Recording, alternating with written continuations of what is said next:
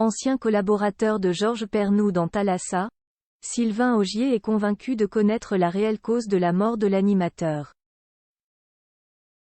Décédé en 2021, il aurait succombé après avoir vécu un terrible coup dur dans sa carrière professionnelle.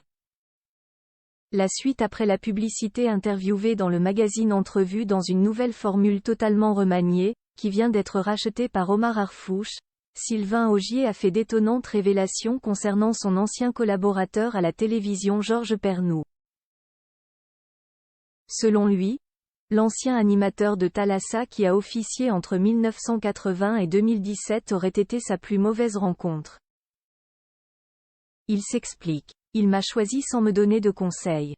C'était uniquement des critiques et puis un jour, il m'a convoqué et il m'a dit « Avec toi, on va dans le mur ». Je suis parti vexé, outragé. Je n'ai jamais compris pourquoi il m'avait dit ça, ni ce que j'avais fait de mal. Ça fait partie des règlements de compte dont on parlait tout à l'heure. J'avais quand même 2 sets d'or, ce n'était pas rien, a-t-il raconté. Selon lui, cette émission télévisée aurait même causé la mort de Georges Pernou. On dit que la perte de Thalassa a causé sa mort. Lui indiquaient ainsi nos confrères. Bien sûr que ça a causé sa mort, a répondu d'emblée Sylvain Augier. Il voulait sauver Thalassa et sa tête a déconné.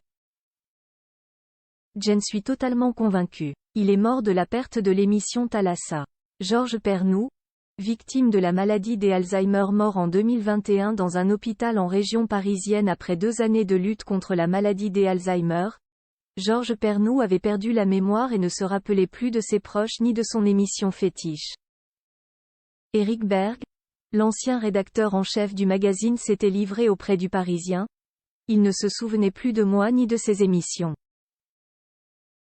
Mais il avait encore la mer en tête, avait-il raconté, indiquant que l'ancien animateur avait été très entouré par ses amis jusqu'au Covid-19 et par sa famille, jusqu'au dernier moment.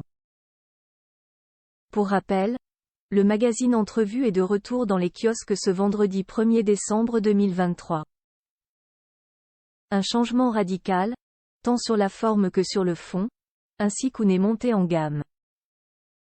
Soutenu par le rédacteur en chef, Jérôme Goulon, le nouveau dirigeant opère de nombreux changements dès le premier numéro publié sous sa direction.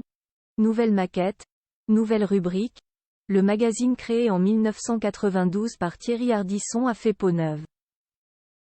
La suite après la publicité.